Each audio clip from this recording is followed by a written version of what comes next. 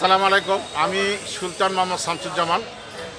আমার Bangladesh party AB party থেকে আমি জয়পাট ১ আসনে নির্বাচন করার জন্য নমিনেশন গ্রহণ করেছি, নমিনেশন পত্র তুলেছি। আমি বিধি মোতাবেক সেটা পূরণ করে আমি রিটার্নিং কর্মকর্তা বরাবর জমা দিয়েছিলাম। শুধু একটি সিগনেচার ছিল না, এই একটি সিগনেচারের কারণে আমার নমিনেশন বাতিল করা হয়।